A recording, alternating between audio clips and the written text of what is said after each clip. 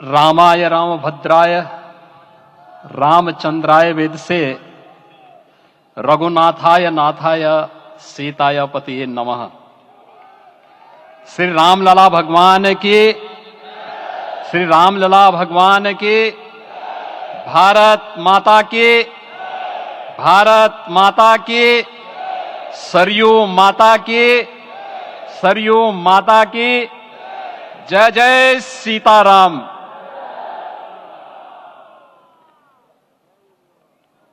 रामोत्सव के आज के इस कार्यक्रम के मुख्य अतिथि दुनिया के सबसे लोकप्रिय राजनेता भारत के माननीय प्रधानमंत्री आदरणीय श्री नरेंद्र मोदी जी, राष्ट्रीय स्वयंसेवक संघ के माननीय सरसंघ चालक श्रद्धेय डॉक्टर मोहन भागवत जी, प्रदेश की माननीय राज्यपाल श्रीमती आनंदीबेन पटेल जी, श्री राम जन्मभूमि तीर्थ क्षेत्र न्यास के अध्यक्ष पूज्य महंत नृत्य गोपाल दास जी, श्री राम जन्मभूमि तीर्थ क्षेत्र न्यास के कोषाध्यक्ष पूज्य स्वामी गोविंद देव गिरि जी, महासचिव सम्मान्य श्री चंपत राय जी, देश के कोने कोने से यहां पर पधारे पूज्य संतजन, अपने अपने क्षेत्र के नेतृत्व देने वाले सभी उपस्थित महानुभाव, रामोत्सव के इस पावन पर्व के अवसर पर आदरणीय प्रधानमंत्री जी का मैं आप सबकी ओर से हृदय से स्वागत करता हूं, अभिनंदन करता हूं। इस अवसर पर पधारे राष्ट्रीय स्वयंसेवक संघ के सरसंघ चालक आदरणीय डॉक्टर मोहन भागवत जी का, अन्य समागत अतिथियों और महानुभावों का मैं हृदय से स्वागत करता हूं, अभिनंदन करता हूं। प्रभु रामलला के भव्य दिव्य और नव्य धाम में विराजने की आप सभी को कोटि कोटि बधाई। 500 वर्षों के लंबे अंतराल के उपरांत आज के इस चिर प्रतीक्षित मौके पर अंतर मन में भावनाएं कुछ ऐसी हैं कि उन्हें व्यक्त करने के लिए शब्द नहीं मिल रहे हैं। मन भावुक है, भाव विभोर है, भाव विह्वल है। निश्चित रूप से आप सब भी ऐसा महसूस कर रहे होंगे। आज इस ऐतिहासिक और अत्यंत पावन अवसर पर भारत का हर नगर, हर ग्राम अयोध्या धाम है। हर मार्ग श्री राम जन्मभूमि की ओर आ रहा है। हर मन में राम नाम है, हर आंख हर्ष और संतोष के आंसू से भीगा है। हर जीवा राम राम जप रही है, रोम रोम में राम रमे हैं, पूरा राष्ट्र राममय है। ऐसा लगता है हम त्रेता युग में आ गए हैं। आज रघुनंदन राघव रामलला हमारे हृदय के भावों से भरे संकल्प स्वरूप सिंहासन पर विराज रहे हैं। आज हर राम भक्त के हृदय में प्रसन्नता है, गर्व है और संतोष के भाव हैं। आखिर भारत को इसी दिन की तो प्रतीक्षा थी। भाव विभोर कर देने वाली इस दिन की प्रतीक्षा में लगभग 5 शताब्दी व्यतीत हो गई। दर्जनों पीढ़ियां अधूरी कामना लिए इस धराधाम से साकेत धाम में लीन हो गई, किंतु प्रतीक्षा और संघर्ष का क्रम सतत जारी रहा। श्री राम जन्मभूमि संभवतः विश्व में पहला ऐसा अनूठा प्रकरण होगा जिसमें किसी राष्ट्र के बहुसंख्यक समाज ने अपने ही देश में अपने आराध्य की जन्मस्थली पर मंदिर निर्माण के लिए इतने वर्षों तक और इतने स्तरों पर लड़ाई लड़ी हो।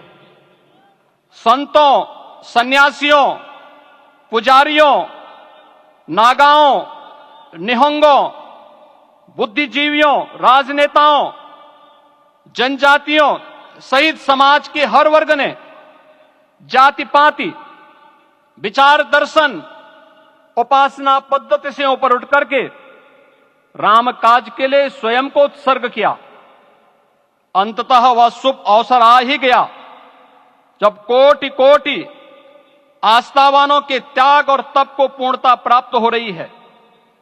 आज आत्मा प्रफुल्लित है इस बात से कि मंदिर वही बना है जहां बनाने का संकल्प लिया था।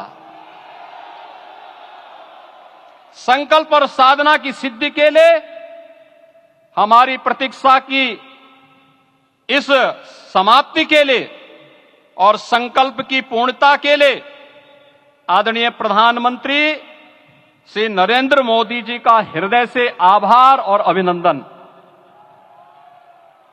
माननीय प्रधानमंत्री जी, 2014 में आपके आगमन के साथ ही भारतीय जनमानस कह उठा था कि मोरे जिय भरोस दृढ़ सोई, मिलहि राम सगुन शुभ होई। अभी गर्भगृह में वैदिक विधि विधान से रामलला के बाल विग्रह के प्राण प्रतिष्ठा को हम सब साक्षी बने हैं। अलौकिक छवि है हमारे प्रभु की, बिल्कुल वैसे ही जैसे तुलसीदास जी ने कहा कि नव कंज लोचन कंज मुख कर कंज पद कंजारुणम। धन्य है वह शिल्पी जिसने हमारे मन में बसे राम की छवि को मूर्त रूप प्रदान किया है। विचारों और भावनाओं की विहलता के बीच मुझे पूज्य संतों और अपनी गुरु परंपरा का पुण्य स्मरण हो रहा है। आज उनकी आत्मा को असीम संतोष और आनंद की अनुभूति हो रही होगी। जिन परंपराओं की पीढ़ियां श्री राम जन्मभूमि मुक्ति यज्ञ में अपनी आहुति दे चुकी है, उनकी पावन स्मृतियों को मैं यहां पर कोटि कोटि नमन करता हूं। श्री राम जन्मभूमि महायज्ञ न केवल सनातन आस्था और विश्वास की परीक्षा का काल रहा, बल्कि संपूर्ण भारत को एकात्मता के सूत्र में बांधने के लिए राष्ट्र की सामूहिक चेतना जागरण के ध्येय में भी सफल सिद्ध हुआ है। सदियों के बाद भारत में हो रहे इस चिर प्रतीक्षित नवविवाह को देख अयोध्या समेत पूरा भारत का वर्तमान आनंदित हो उठा है। भाग्यवान है हमारी पीढ़ी जो इस राम काज के साक्षी बन रहे हैं, और उससे भी बड़भागी हैं वो जिन्होंने सर्वस्व इस राम काज के लिए समर्पित किया है और करते चले जा रहे हैं। जिस अयोध्या को अवनी की अमरावती और धरती का वैकुंठ कहा गया, वह सदियों तक अभिषिप्त थी, उपेक्षित रही, सुनियोजित तिरस्कार झेलती रही। अपनी ही भूमि पर सनातन आस्था पद्दलित होती रही, चोटिल होती रही, किंतु राम का जीवन हमें संयम की शिक्षा देता है और भारतीय समाज ने संयम बनाए रखा।